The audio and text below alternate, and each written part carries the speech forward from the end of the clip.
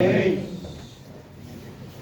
gostaria de pedir aos irmãos que, por gentileza, abram sua Bíblia em 1 Tessalonicenses, capítulo 4, versículo 13 ao versículo 18. Primeira Epístola de Paulo aos Tessalonicenses, capítulo de número 4, versículo de número 13 ao 18.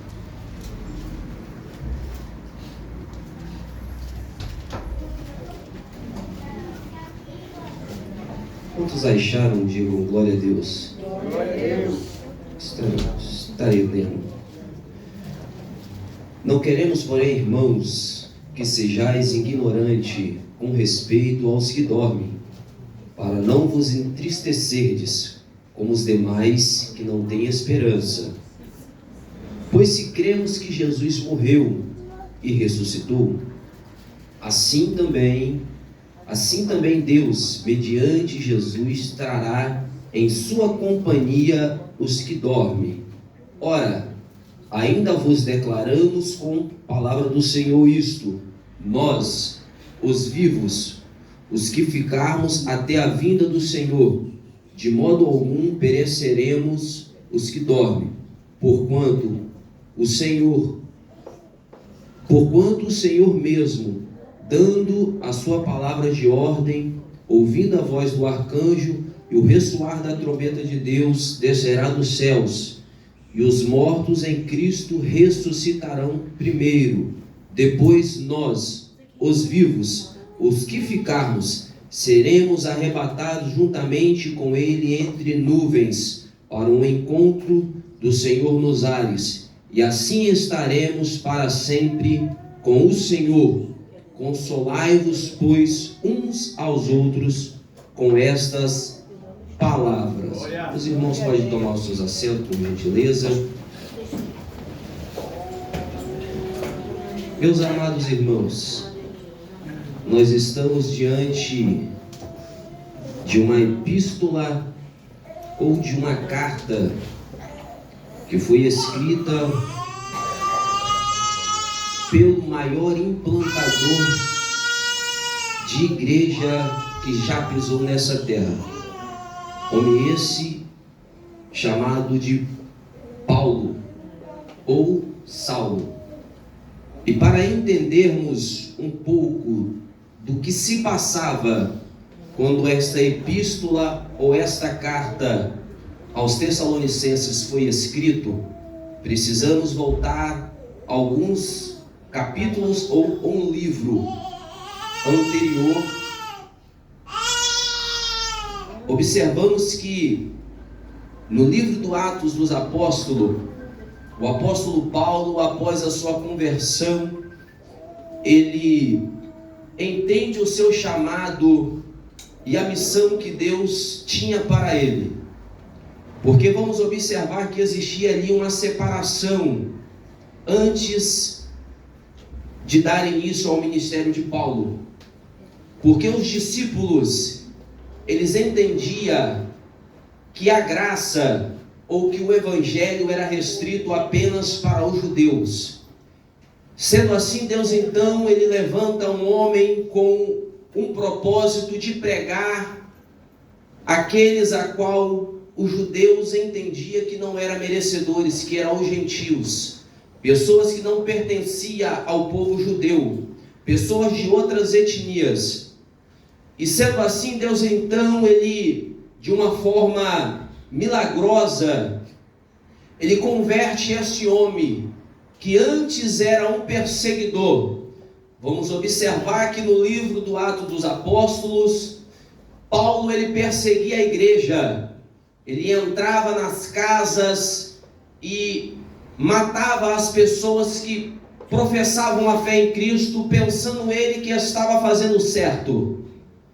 Mas Deus então, ele converte este homem a caminho de Damasco. Deus então, ele trabalha na vida deste homem e o prepara para uma missão. Missão essa de ser um implantador de igreja. E o apóstolo Paulo, ele com esta sede no seu coração, com este propósito, com este objetivo de alcançar os povos inalcançados. Ele dá início então à sua primeira viagem missionária. O apóstolo Paulo, juntamente com Marcos e Barnabé, ele dá início à primeira viagem missionária. Mas acontece uma discussão, algo que foi permitido da parte do próprio Deus, aonde houve um racha, aonde Barnabé e Paulo não deu início às suas viagens. E sendo assim, sabemos que a obra de Deus ela não pode parar. Sabemos que Deus ele tem as suas formas e os seus meios de trabalhar, formas essas que o homem não consegue compreender.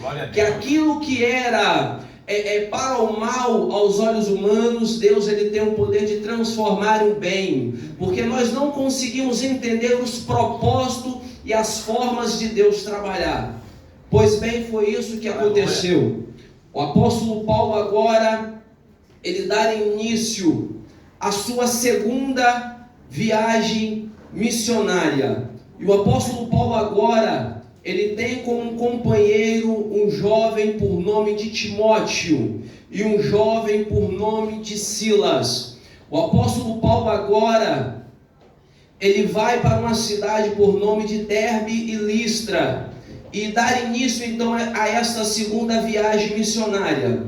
Sendo assim, Timóteo, ali na cidade de Derbe e de Listra, ele é convidado para fazer parte da equipe de Paulo, deste grupo missionário. O apóstolo Paulo, então, ele não entendia, ele ainda estava meio que confundido naquilo que Deus tinha para ele, porque ele tinha no seu coração o desejo de ir para a Ásia. Mas em uma certa noite, Deus, o Espírito Santo, ele se revela a Paulo, falando ao coração de Paulo que não era para ele dar continuidade na evangelização à Ásia, mas sim era para ele ir para a Macedônia. Agora o apóstolo Paulo, ele segue a viagem para a Macedônia. Ele estava na cidade de Troade e agora ele vai para a cidade de Samotrácia, juntamente com Silas e Timóteo. E o apóstolo Paulo agora então ele chega na cidade de Tessalônica, ou na cidade dos Tessalonicenses, que ficava na Macedônia. Quando o apóstolo Paulo ele chega na cidade de Tessalonicenses, ele vai ali para a beira do rio, com a intenção de pregar o evangelho, de anunciar o Cristo para os povos inalcançados que estavam naquela cidade. O apóstolo Paulo então, ele conhece um homem por nome de Jasson, que era um gentil, não era um judeu. E Jasson assim então, ele recebe o evangelho de bom grado, ele aceita a pregação do evangelho e recebe Paulo na sua casa. Mas só que nós sabemos que naquela época o evangelho ou Cristo aos olhos humanos estava sendo como uma heresia. O evangelho estava sendo perseguido naquela época porque as autoridades entendiam que eles estavam pregando um novo rei, porque Cristo era conhecido como rei dos judeus. E vamos observar que, sendo assim, então surge uma perseguição na cidade de Tessalonicenses. Mas naquela cidade o apóstolo Paulo ele conseguiu implantar a semente do evangelho no coração de um homem por nome de Jasson. Ele fica ali por aproximadamente 3 semanas. Ele não consegue ficar muito tempo naquela cidade, porque uma perseguição se levanta contra Paulo e contra os seus companheiros, a ponto dele ter que fugir ainda à noite juntamente com os seus companheiros, para que eles não pudessem ser mortos. E vamos observar que o apóstolo Paulo ele sai da cidade de Tessalonicenses e vai para a cidade de Bereia. E uma outra perseguição se inicia também na cidade de Bereia. E sendo assim, ele implanta a igreja em Tessalônica, ele implanta a igreja em Bereia. E ele segue a sua viagem missionária implantando igreja, até que ele chegou em Atenas. E ali ele prega o evangelho em Atenas também. Ele vê aqueles altares que estavam levantados ali em Atenas. Aleluia. Mas tinha um altar que estava escrito ao Deus desconhecido. E Paulo ele aproveita aquilo ali, ele pega aquilo como uma brecha para pregar o Deus desconhecido aos homens, mas um Deus que ele conhecia, um Deus que não era como os deuses que eles costumavam cultuar, mas sim um Deus que tinha olhos e que enxergava, um Deus que tinha boca e falava, um Deus que não era carregado como os deuses que eles eram acostumados a carregar. Aleluia, Jesus. E o apóstolo Paulo então, ele segue viagem, mas uma igreja tinha ficado ali implantada em Tessalônica. Não era uma igreja como nós costumamos conhecer, ou como nós entendemos, uma igreja, um espaço a qual as pessoas vão para adorar a Deus, para cultuar a Deus. Naqueles tempos as pessoas se reuniam em casas, as pessoas se reuniam em cavernas, escondido, porque era um tempo de perseguição, era um tempo onde os imperadores daquela época perseguiam os crentes, era um tempo onde as pessoas morriam pela sua fé, morriam por Cristo. E o apóstolo Paulo agora, ele está na cidade de Corintos, e ele recebe algumas notícias do que estavam passando, do que estava acontecendo na cidade de Tessalônica, ou com os crentes de Tessalônica. E quando foi que isso aconteceu? Que data foi essa? Aproximadamente no ano 51 depois de Cristo é que esses fatos acontecem. Os irmãos estão entendendo? O apóstolo Paulo ele implanta uma igreja em Tessalônica, sai corrido de lá para proteger a sua vida, vai para Bereia, sai de lá fugido para proteger a sua vida, prega em Atenas e depois vai para a cidade de Corinto, a grande cidade portuária. E o apóstolo Paulo ele recebe algumas informações do que se passava ali com os crentes de Tessalonicenses. Primeira dificuldade ou primeiro questionamento que os crentes de Tessalonicenses tinham, o apóstolo Paulo ele trata esse assunto no capítulo 4, do versículo 9 ao versículo 12, que ele vai tratar a respeito do amor fraternal, da importância de amarmos uns aos outros. Este era o primeiro problema que estava tendo na igreja de Tessalonicenses. E do capítulo 4, do versículo 13 ao versículo 18, surge agora uma nova pergunta. Lembrando que naquela época eles se comunicavam por intermédio de cartas. Surge-se então agora uma nova pergunta, aonde o apóstolo Paulo ele vai tratar essa questão enviando cartas, que é esta carta, que é esta epístola. Aleluia. E que pergunta é essa, presbítero Vinícius? A respeito dos que dormem, a respeito daqueles que morriam ou que iriam morrer em Cristo.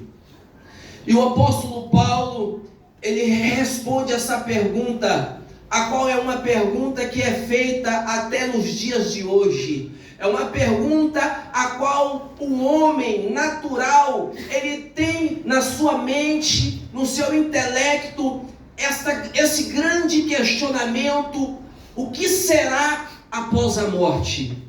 O que vai acontecer comigo a partir do momento que o meu corpo tombar e a minha matéria voltar ao pó da terra? De que forma o apóstolo Paulo ele responde essa pergunta? E o interessante é que ele vai dizer que os que estiverem vivos, e ele vai incluir-se em esses que estarão vivos. Preste bem atenção, há quase 2000 anos atrás, o apóstolo Paulo, ele vivia como se Cristo fosse voltar no seu tempo. E qual é a forma que nós estamos vivendo há quase, depois desses acontecimentos, há mais de 2000 anos? Se naquela época o apóstolo Paulo, pelos fatos que estavam acontecendo, por tudo aquilo que estava acontecendo no cenário político, no cenário religioso, ele entendia e deduzia que Cristo estava voltando nos seus dias. Glória a Deus. E como eu e você podemos entender? Como eu e você estamos vivendo nos dias de hoje? Será que nós estamos vivendo como se Cristo fosse voltar hoje? Será que nós estamos vivendo como se Cristo fosse voltar amanhã? Ou será que nós estamos vivendo uma vida de qualquer maneira? Uma vida a Deus dará. Jesus tem misericórdia, meu filho. Aleluia. Louvado seja Deus. Glória a Deus. Essa é a resposta que o apóstolo Paulo dá a respeito do questionamento. E vamos observar que ele vai falar a respeito daqueles que tinham morrido. Porque naquela época pessoas ali, crentes em Tessalonicenses, tinham sido martirizados por causa do Evangelho. E as pessoas então perguntam ao apóstolo Paulo, e aqueles que morreram? E ele vai dizer... E os que morreram em Cristo ressuscitarão primeiro. Glória a Deus. Aleluia. O apóstolo Paulo vai dizer que se nós esperarmos em Cristo apenas nessa vida, nós somos mais do que miseráveis. Nós temos que viver a nossa vida, sabemos que a qualquer momento Cristo pode voltar, mas se Ele não voltar, se acaso o nosso corpo, a nossa matéria se desfazer, nós não iremos ficar presos na sepultura, no pó da terra, que ao som da trombeta de Deus nós teremos o nosso corpo transformado e seremos arrebatados com ar para o ar, para vivermos eternamente com Ele. Essa é a nossa consolação, essa é a nossa certeza. E nós podemos observar que o cenário a qual nós estamos vivendo nos aponta que a qualquer momento Jesus Cristo vai voltar. Não precisa você olhar para a Bíblia, é só você ligar a sua televisão e observar o que está acontecendo no mundo afora. Olha para o Brasil, o cenário que o nosso país se encontra. Olha para os Estados Unidos, o incêndio que está assolando aquele país. Olha para o avanço da tecnologia, o homem tendo a capacidade de colocar um microchip na cabeça de um outro homem. E será que isso é obra do acaso? Ou será que já estava escrito na palavra do Senhor? Porque a Bíblia, ela é mais atual do que o jornal de amanhã. Se você quer saber o que vai acontecer, é só você abrir a palavra do Senhor que tudo está escrito. Glória ao Senhor, aleluia. Ou você acha que os grandes e poderosos estão construindo bunkers à toa? Ou você acha que esse bilionário Elon Musk está querendo levar um homem para Marte à toa? Eles mesmos sabem que a qualquer momento vai acontecer algo inexplicável, mas que nós sabemos o que é o arrebatamento da igreja. Eita glória, aleluia. O que acontece é que nós estamos querendo juntar bens materiais nessa terra e nos esquecemos que tudo isso vai passar. É porque muitas das vezes nós nos preocupamos apenas com o agora, mas nos esquecemos daquilo que é eterno. Porque mesmo o próprio Jesus Cristo, ele vai dizer que aonde estiver o vosso tesouro, ali estará também o vosso coração. Glória a Deus, aleluia. Nós estamos preocupados mais com as coisas materiais do que com aquilo que é eterno. Nós estamos mais preocupados com as coisas que são transitórias, com as coisas que perecem, do que aquilo que é eterno. O apóstolo Paulo, ele vivia como se Cristo fosse voltar, a ponto dele dizer: não vivo mais eu, mas Cristo vive em mim. Será que nós podemos dizer assim como ele? Não vivo mais eu, mas Cristo vive em mim. Será que as nossas atitudes demonstram que Cristo vive dentro de mim? Será que eu sou guiado por aquilo que Cristo...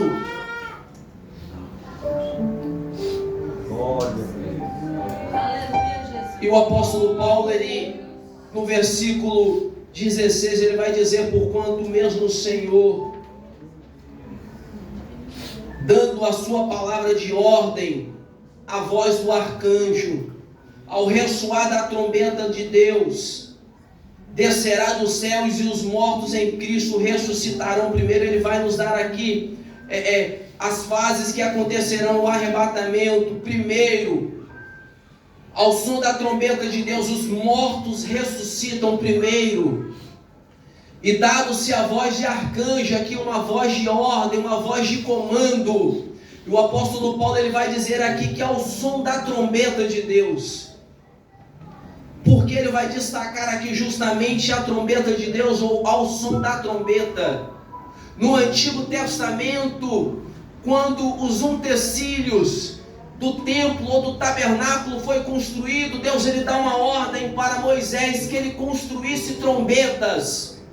E qual era a finalidade dessas trombetas? Todas as vezes que houvesse uma guerra, a trombeta ia ser tocada de uma forma que o povo iria entender que era para se preparar para a guerra. E todas as vezes que fosse ter uma reunião solene, ao toque da trombeta, o povo entenderia que era para se reunir para uma reunião. Mas no final, no grande dia do Senhor, ao som da trombeta de Deus, todos os crentes aos quatro cantos dessa terra irão se reunir para juntamente adorarmos ao Senhor. Mas o interessante é que só é capaz de ouvir o som da trombeta de Deus aquele que estão com seus ouvidos espirituais atentos. E essa é a palavra que o Senhor colocou no meu coração.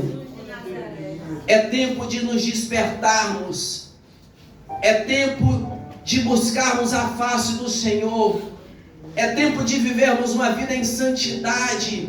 É tempo de vivermos como se Cristo fosse voltar a qualquer momento.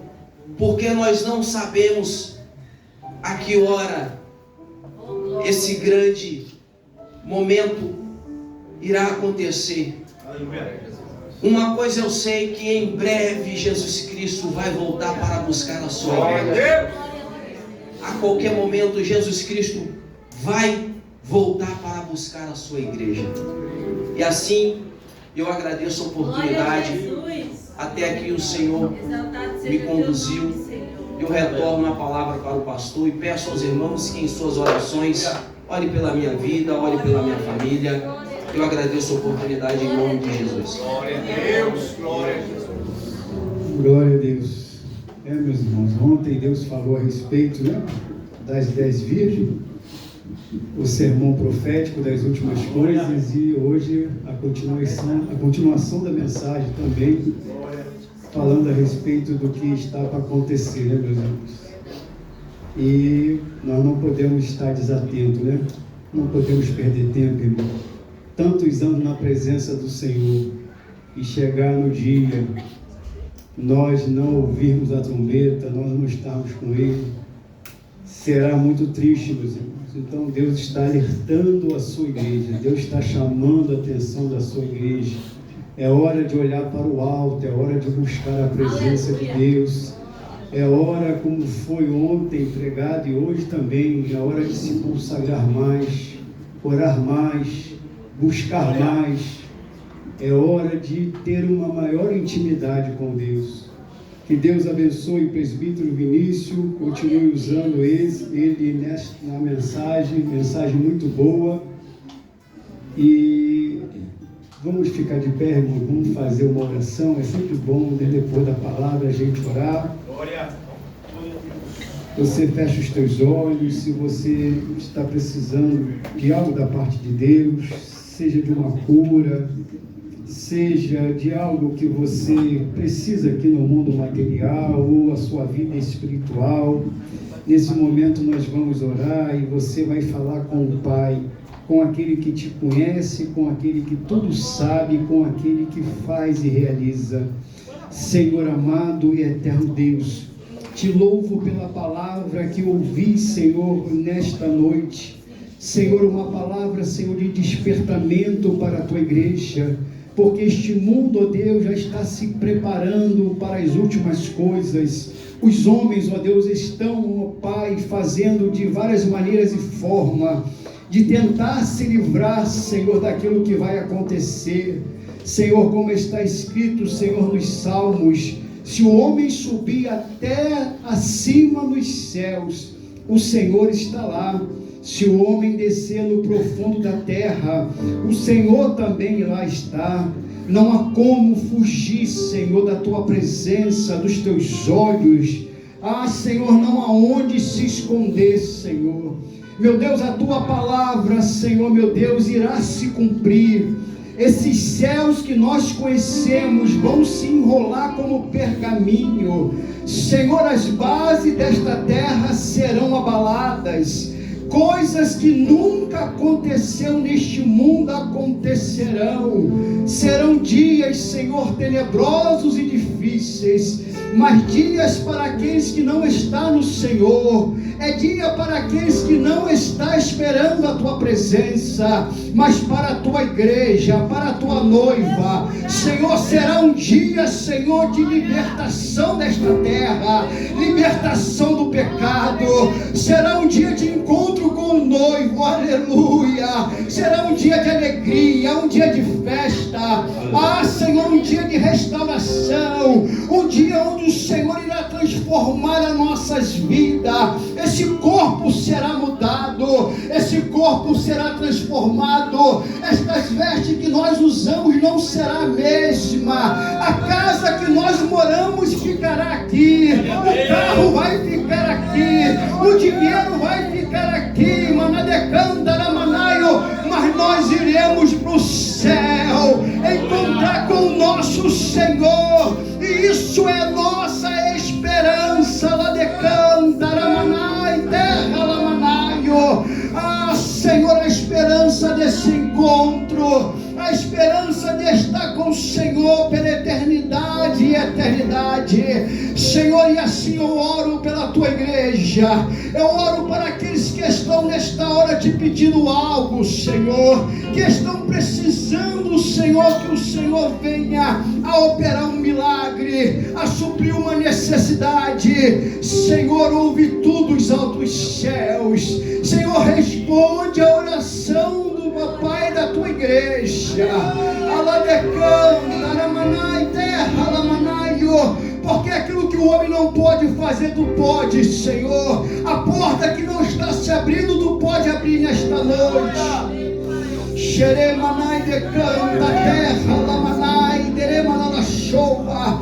Tira, Senhor, tira o empecilho, tira, Senhor, a barreira, tira aquilo que está atrapalhando, Senhor, tira aquilo, Senhor, que está roubando a comunhão contigo. Tira, Senhor, meu Pai, aleluia, o que está atrasando, Senhor, a vitória dos teus chegar. Senhor, eu oro por cura, eu oro por libertação, eu oro, Senhor, por salvação, eu oro por reconciliação, eu oro para que a sua obra seja realizada na vida daquele e daquela que está te buscando nesta hora, Senhor. Meu Deus, recebe a oração da tua igreja, Pai. Recebe, Senhor, meu Pai, o clamor do teu povo, Senhor. Nós assim oramos, ó Pai, e pedimos em nome do Senhor Jesus Cristo. Amém. E graças a Deus.